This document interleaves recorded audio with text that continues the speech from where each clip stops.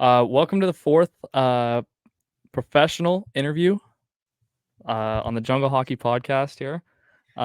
It's my pleasure to welcome Fraser Valley Thunderbirds legend and current returning Mission City Outlaw assistant captain, Rylan Elson. Hey guys, how's it going, buddy? Good. Thanks for having me here. Yeah, no worries. Thank you for coming on. Oh Yeah, thanks for coming. Yeah, no problem. Appreciate making time in your busy schedule, bud. Yeah, man. I had to leave golf early for this. Really? Oh, wow. Well, You were golfing today? No, I wanted to leave anyway. I did like a quick 9 after work and no, like it said it was going to slow down the rain, but no, it fucking got worse. It's absolutely pouring today. I'm happy I didn't have to go to work today. I was soaked. Yeah. Dude, yeah. Pouring. Yeah. So we're just kind of gonna jump in like how we've kind of started all of our interviews here and kind of get your hockey story, kind of your journey from bantam all the way up through midget, obviously with Fraser Valley, and then how you found your way to the Outlaws this year, and kind of what you expect going into next season. Yeah, so obviously I started playing Mission Minor for, I don't know, quite a few years. We won one provincial championship in Bantam. And then my second year I went to Thunderbirds and started my year there. And then we were getting ready for playoffs that year, and that's when COVID started. So that playoffs was gone. And then the year after that was just practices all year long, like scrimmages, just straight up. Like we played a couple games to start the year, but other than that, just switched right back to practices all year. So it was boring, and a few times a week, just practices and training and whatnot. And then I got 2 good years with the Thunderbirds. We didn't win anything, but we went to the Circle K Classic, which was an experience. There was a lot of fucking skilled players there. Like, it's crazy. We won the Division 4 banner. So oh, nice. There's 32 teams, and it was like we were so close to making the Division 1 after the round robin, but we came up just short all the way down to Division 4. Wow. Our pool was so tight, but we lost the first game. I think it was like 11-1 we lost to Edge. like it was terrible. Like we played so bad. Who did you play? We played Edge in the first game, and then I think it was Sherwood Park in the second game. I think it was them, and we won that one. There was one more team I forget, and then if we won that game, it was a Saskatchewan team, right? Yeah, it was. I don't remember though. But if we won that game, we would have made Division 1 after losing 11-1. and we tied it up, and then our best defenseman blew a tire on the blue line, and they scored. No. Yeah, it was a couple minutes left, but he was our best guy, so there's nothing to complain about. It was just unfortunate. It happens to everyone. And then, that was just the Division 4 playoffs was just cardio. Oh man, like there were skilled guys there, but everyone was so gassed from the whole tournament. Like our last game was like 6-4, and like it was just so bad. Like so my year for major, my second year, the year we got a full season, we didn't end up getting a chance to go.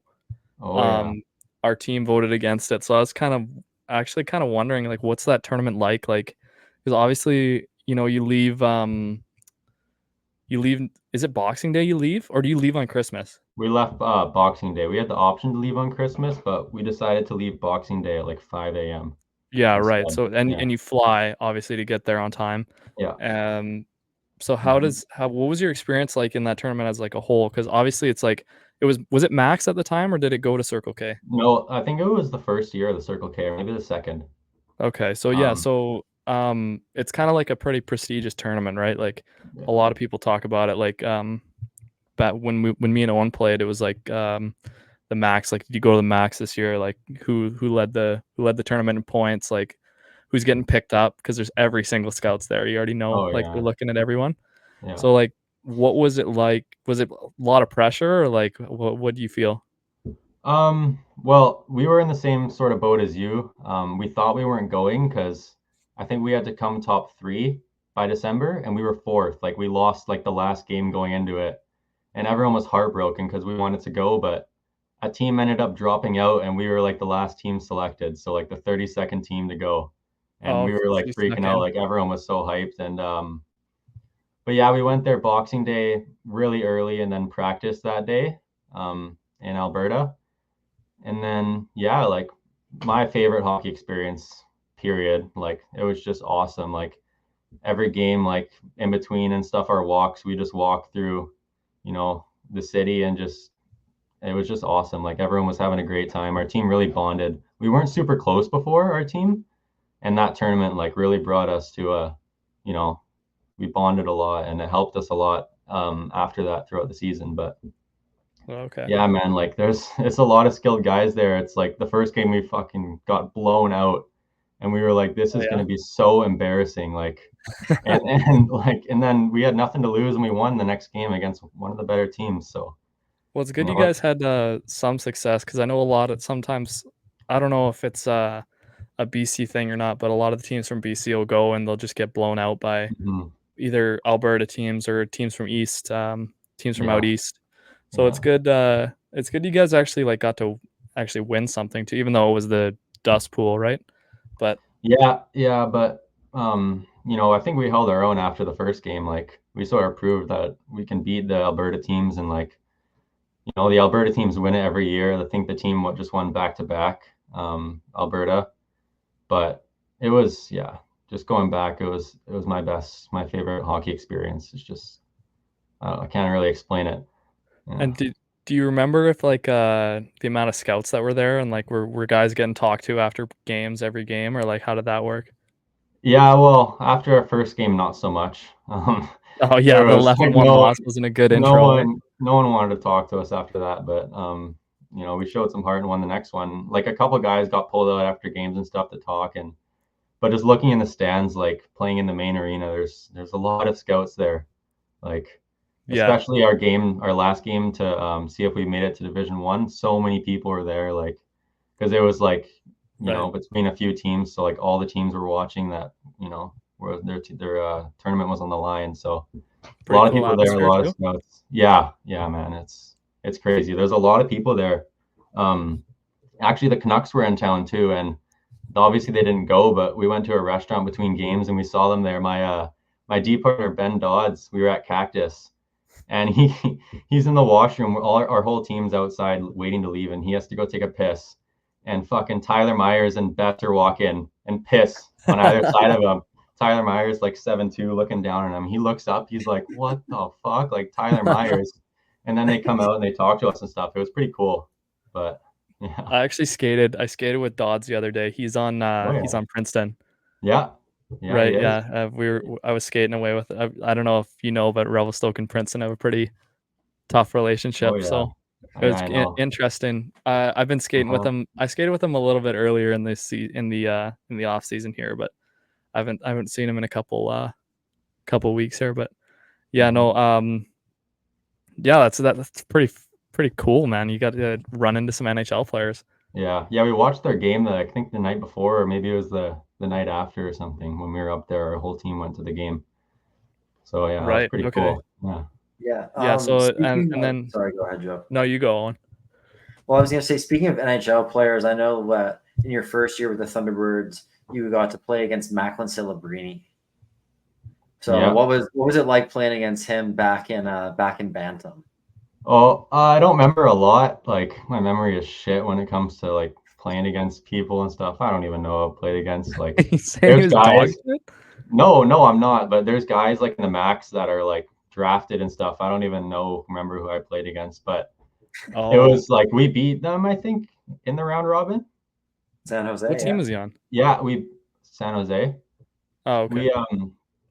Yes, I guess he just got drafted there. We beat them in the round robin, but I think then they beat us in one of the elimination games, if I remember correctly. Yeah, the semis or the quarters. Yeah.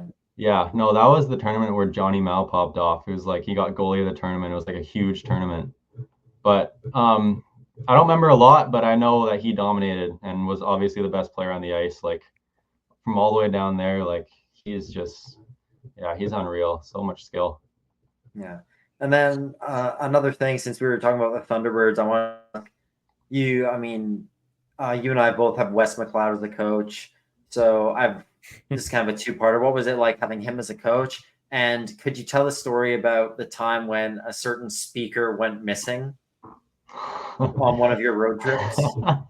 No, yeah, no, Wes is awesome. One of my favorite coaches. Like, he's so structured and gives us video time, and he knows so much what he's talking about. That's why he's coaching in Merritt. Like, he's so well respected, and he's been around. He knows what it's like. I think he was a goalie before, but no, I loved him. He was awesome.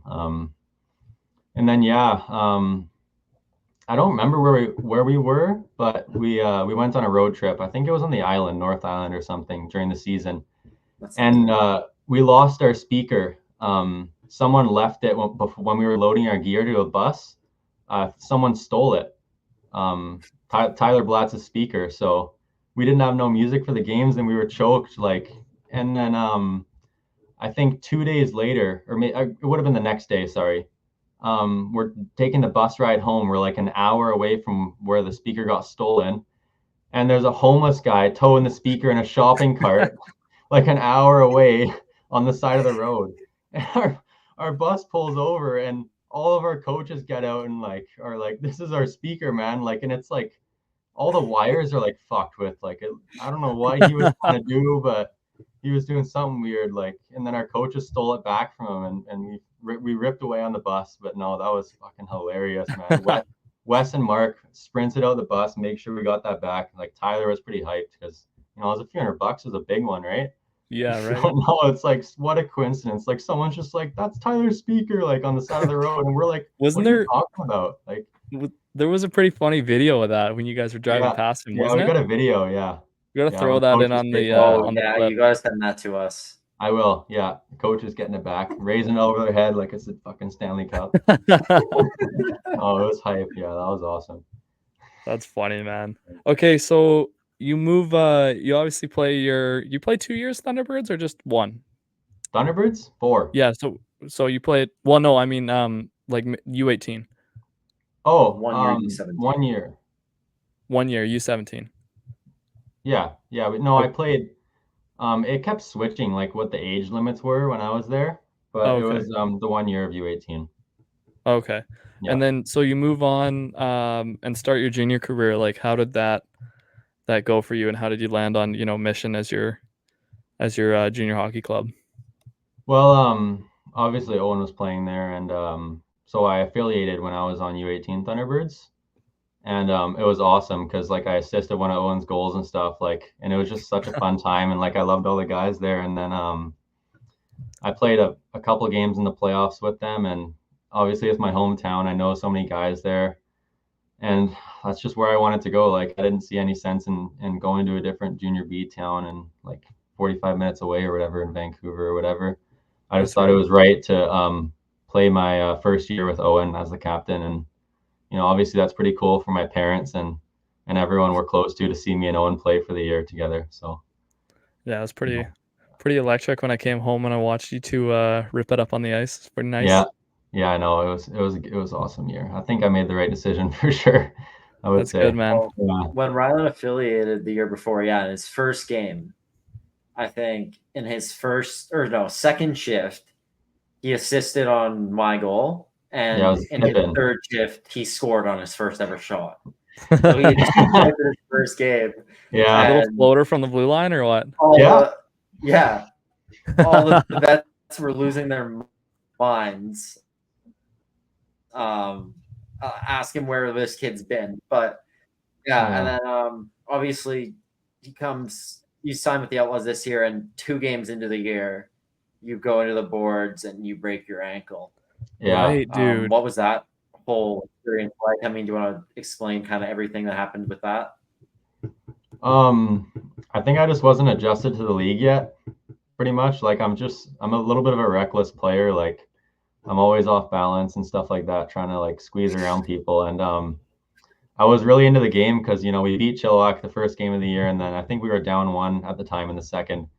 And I was racing for an icing with this guy. And I'm like, I'm not letting this guy by me. Like, and I like sort of put my arm out and throw my body in front of him and lean over, and I just took a tumble, and he basically like rolled in behind me and slammed me into the boards. Like not his fault at all, my fault completely.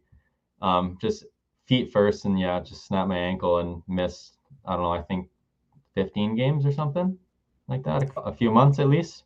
Yeah, well, what'd you end up playing, like 30, 35 or something? So you Yeah, missed I think it was 34, yeah. You missed like That's nuts 13, to me 14 games? Yeah. Yeah, it just was a few nuts to me months. that you recovered that quick. It was quick, a lot faster than I thought. Originally, it happened early September. I thought I was going to be back January, like early January, I was hoping. I ended up being back in November. So after surgery, it was Wow, quick. man. I was really happy with that. Yeah. I'm Yeah, pretty because lucky. when I obviously I was away this year in Revelstoke, but when I heard it happened, I was like, oh man, like this guy's, even if he gets back in January, like it's gonna be trouble skating and like you're Yeah. gonna have to like rehab and shit. I thought it was gonna be like almost definitely career altering, if not career ending, right? So I was like Rookie season, really surprised to hear how quickly you recovered. And like, did you even have to like rehab anything, or what happened?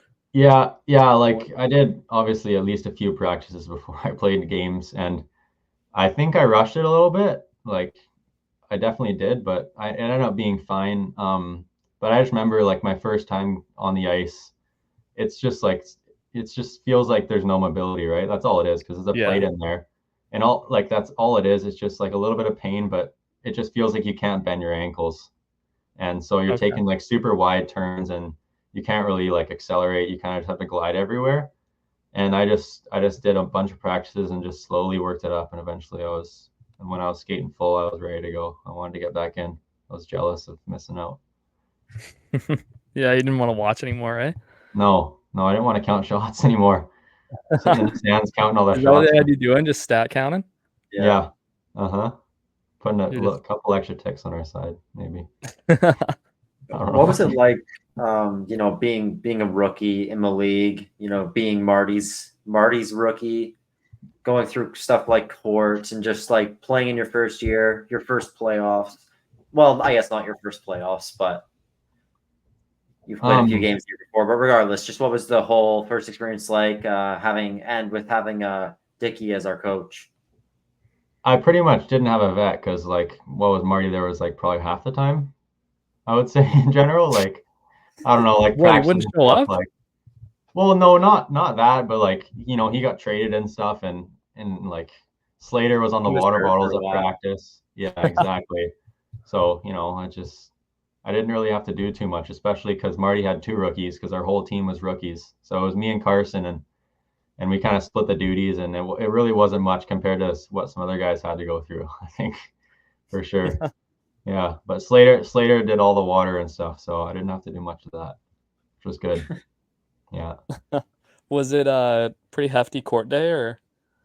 Yeah, I think I was up there in the fine paying this year. Yeah, Yeah, you you probably Like were. other than Anderson, who probably had $1,000. You Like paid $1,000. no, I'm saying Anderson. Like this guy had Anderson. it was ridiculous. Like I think one of the first courts he just did a bunch of stupid shit. So he had like $50 in fines or whatever, and then everyone He just set a started bad picking on him. reputation for himself. Exactly. Like you can't do Oh, that. You can't be the guy that everyone just goes on, right? Because all the vets are just throwing out like when there's not many fines on the day, all the vets are throwing shit out, and then they would just put it on Andy because why not? Like everyone else is doing it, so everyone would just pile it up on him. Like that Sorry, guy was Andy. probably if he was working, like he did not make any extra money work. It's all the words hockey. so in Fines. comparison, like I'm just trying to compare like what's like an average court, not just for you, but for like everyone. What was like an average week of like fines? It's hard to say average. It Yeah. really goes up and down. Yeah. Okay. Like for one For person, Andy, like 20. yeah. Really? Yeah, for like Yeah. an average 20 person, every 2 weeks. like I don't know, probably like half the rookies would get fined on a court, and Yeah. a lot of them are like $2 or $4, nothing much. Yeah. Like I don't know, we probably got like around $50 to $80 a court, I would say, in total in fines. Yeah, something like that. Yeah, And then yeah, Owen, I guess you were the 20-year-old, so you were like managing all the money. Like, did you Yeah. how much what was spent at kind of into my next question. I was going to ask Rylan about rookie party, but what how much was spent that night, and kind of what was the story there? That was pretty fun getting to plan all that. It was the first time. I mean, even when I was a vet in previous years, I was a younger vet. I came into the league the same time as all the other guys, but I was younger, so it was a little different getting to actually plan everything. So we did some fun games. You know, there was a pool there in September, so we did a couple things with that, and no, it was fun. We didn't go crazy. Nobody had to do anything ridiculous. They all dressed up. There was a little costume contest. Fun things like that. But no, it was always just fun, and it always went really well. So yeah, good fun. Same as pretty much the same as in Revelstoke, just nothing crossing the line there. I was pretty What was lucky. your experience, Rylan? Yeah, with I Marty was as your lucky. vet. Yeah, the first one, the rookie party. I still had to dress up, obviously, but I was in the boot for a broken ankle, so they had to do like the swimming the lengths and what. I was lucky to not have to get into the freezing water because I had the boot on and I can't swim, right? Because I just broke my ankle. Yeah, so of course. I And was lucky. were you off the drink too? You couldn't due to the medication or what? Well, I wasn't on. I had T4s, but I think I only had it like a week or two after my surgery. I was done with them, so I wasn't really on medication at that point. Oh, okay. I thought you were gonna pull that card so you didn't have to, you know. I should have, but no, I didn't. No. It would have been smart. No, but actually Owen would know because he's in the same household, so probably snitch you out there. No, it's good, man. That's just fines waiting to happen. It's just not smart. Yeah, exactly. Yeah, I guess did that ever happen where you guys were like Rylan wouldn't do the dishes or something and Owen write him $2? I think I was pretty good about not abusing my power outside of the rink. Well, the first fine of the year happened 4 months before the season started for fucking. Me and Owen were in Mexico, and I was dancing a little too much, I guess, and that was a fine. He filmed it and sent it to the group chat. Yeah, Rylan was dancing too much to Taylor Swift, so I fined him. But oh no! Besides that, way before the season started, I was pretty good about it. No, yeah, that's fine. No. Yeah, it's a good fine, dude. Yeah, I thought so. No, a lot of our we kind of had the same situation where it was I think I had first pick this year, so I was the oldest vet, and I had 3 rooks. Wow. So yeah, I had 2, but that's all the vets had 2, I think.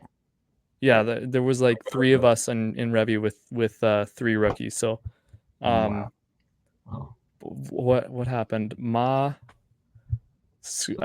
one of mine got traded, and then so I was down to 2, and then yeah, it was just, and then but a lot of the rookies, I don't know if this was the same with you, but sometimes they would get mad at the fines and not really do it. And then I was just kind of talking, I don't know if Owen can relate to this or not, but I feel like it's gotten a little softer, like with the level of, I don't know, I'm not going to say hazing.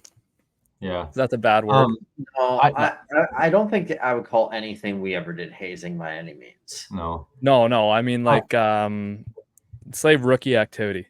I know what you mean. Like, I wasn't obviously there because Owen was there 6 years ago now, almost. So what a fossil. He saw like what the visor era was like. All those guys. That's pretty much like where it switched up. So I can't say for sure, but I know one thing. If you talk back in court and Braden Candy's on your team, it's just going to be more fines. Like, there's just no point. Like, Andy would be like, well, this, that, and then no, $2 more. Shut up. It's a warning to any Mox rookies. Yeah, exactly. Yeah, don't let. Does that guy's vet status transfer, you think? Yeah, probably. Oh, absolutely, dude. Yeah, there's gonna be way too many rookies. Like 150 games, and he's only gonna be 19 this year. Does he? Yeah. That's nuts, man. Probably not quite 150 yet, but he's pretty damn close, like 130. Yeah, I think was his 4th season, right? It's his 4th season this year. Going into his 4th season, he's got 2 more years. Yeah, exactly. Jeez, man. Don't talk back. Wait. So he played as a 15? No. This is going to be his fourth year. He's going to be 19 years old. Oh, okay. Yeah. Sorry, I just got confused. What else can I ask you? I got to ask actually, because I know Mission is like obviously the PJ, not the top goal for everyone.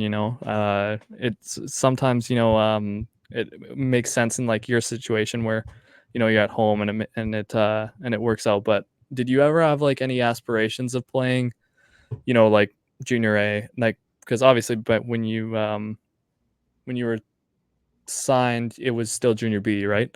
So, do you ever have any like aspirations of playing kind of higher level, like I don't know if the SJ or the MJ called at all, or if that ever became an option for you?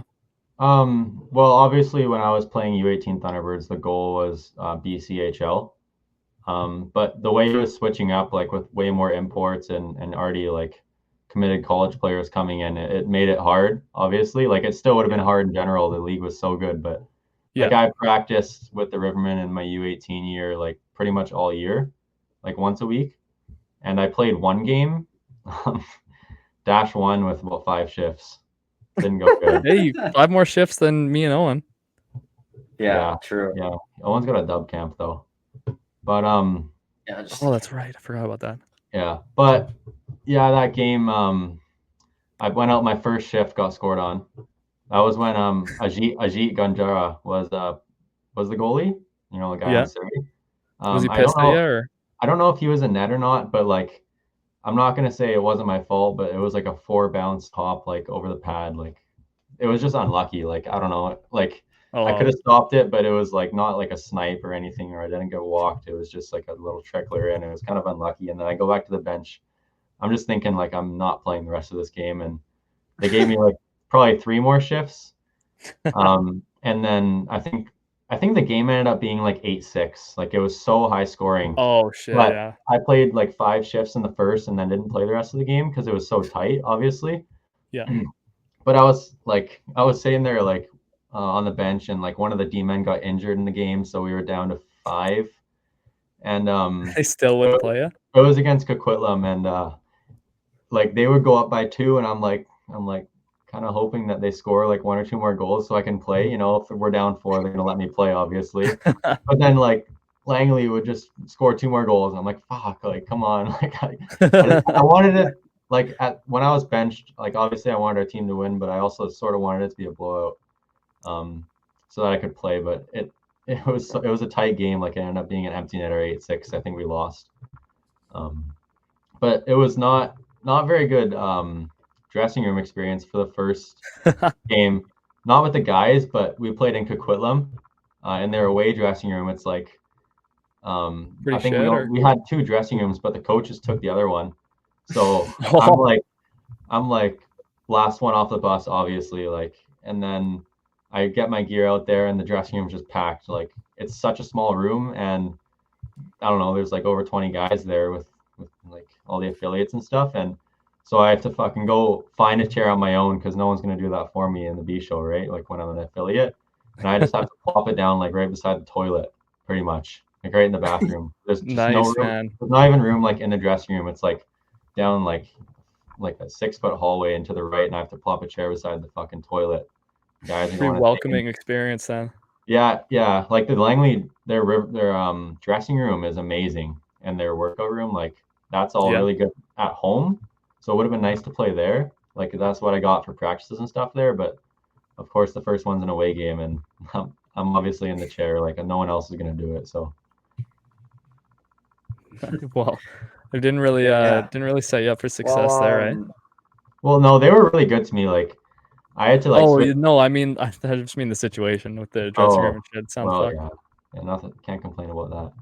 But yeah, like I had to use a different stick too and stuff, like because you have to use power, and I was using CCM, and like I was probably like 6'2", 6'3" at the time, and I have like a pretty long stick, and the only power stick they have is like 3 inches shorter than mine. So I'm just playing with like a 2x4, like a no flex, like And I'm like, I was pretty skinny, so like I can't flex the short ones, so that didn't help at all. That's for sure. Okay, well, I just got one more question, Joe. So, Joe, do you have anything else? No, you go, and then I'll finish her off. Okay, so just want to ask how you're feeling about going into this year. New coaching staff, lots of changes to the league, advisors. Varying. The team has got a very different look. How are you feeling about this season? You're gonna look so different in a visor, man. Yeah, Like everyone you're will. gonna look like a little baby out there, man. Yeah. Yeah. No, like our new coach Derek, and obviously I really like him right away. The summer skates and stuff. Like I like Dicky, but this is he's doing good as well. Like he's handling everyone really well. He's a tougher guy as well, but it's good to have in junior V a tough coach that keeps you in line. So I'm really excited to have Derek as a coach, and then but our team's looking good. Like we've got a few guys signing from Alberta. A lot of new players. Like we only had a few guys age out. Obviously, we had 3 20-year-olds, and then our goalie's going to, I think, somewhere else, and then Candy and Charlton going to the island to play. So we have quite a few open spots. I think we have like 11 defensemen signed right now. It's a lot. Jesus. So main camp's going to be tough. Like it's going to be a battle. But that's what you want to see as a returning player. Like all these guys fighting to be on the team. You just don't want a bunch of walk-ons, right? You want everyone fighting for a spot. No, absolutely. And working hard in camp, and we're obviously going to try to push them and see who's ready for the league. That's good, man. All right, Joe. Anything else? Yeah, just kind of to end it off here. I guess kind of your best hockey experience / I don't know if it could be like you mentioned the Max, but like funniest events that you've had some funny stuff happen actually with the speaker and stuff that we talked about. But is there anything else that sticks out to you, like kind of like as a funny story / I don't know, maybe mention something about your provincial win on the island as well. I don't know if anything happened there, but Yeah, probably provincials. Like that was so fun. Like it was just packed. It's a small town. I think everyone in the town was there, and they're all obviously cheering for the home team. So that was a cool experience. And then obviously we go back to the hotel room after, and Coach Jimmy gives his room up for us. Say too much, but Squirrel did some questionable things. I think Owen knows. oh, Squirrel. But funny thing that happened, like I'm pretty young. It's like, I don't know, how old was I in Bantam first year? Like 15, 14. And yeah, like I got a couple teeth broken in the room. We'll say that. Really? Yeah, my 2 front teeth. No. Actually, like all 4, like snapped pretty much in half. I had to get those filled. What the fuck? Can you say what happened? Well, yeah, I was just like they broke in the celebration when we did it. Oh my god, that's horrible. But it's obviously not a big deal. But no, man, did you have to go to the hospital or what? No, it wasn't that bad. Oh, it was okay. just I thought you like. No, like my front 4 teeth just all had like a big chip. That's all. I just got it filled. Okay. So you saved some of it? Yeah, like they weren't falling out or anything. Okay. But, yeah. I just pictured you with like a bloody mouth and shit. No, it wasn't that. It really wasn't that bad. But like, well, me and Owen have a similar experience with provincials, winning against the home team. Yeah. Kind of in a hostile environment. So I just thought I'd ask about that. That was kind of a good one to end on. Yeah. Nice. Yeah, that's good. All right. Well, yeah, I guess that wraps it up. Well, thank you very much, Rylan, for coming on. No problem. Yeah, that was great. Thank you. Yeah, no problem. Thanks for having me, guys. Thanks, buddy. Yeah, good luck. See you guys. Thank you. Okay, thank you very much to Rylan Elson for coming on to the podcast, for doing that interview with us. It was a pretty good one. So yeah, he'll be looking forward to the next season with the Outlaws. Joe, what do you think? Good interview? Yeah, good guy. I've done a little bit of work with him in the past, so no, he's a great guy. I remember seeing him around at T-Birds every once in a while, always giving him a little heads up, around the rink and stuff. So no, it's good to hear his hockey stories. Perfect.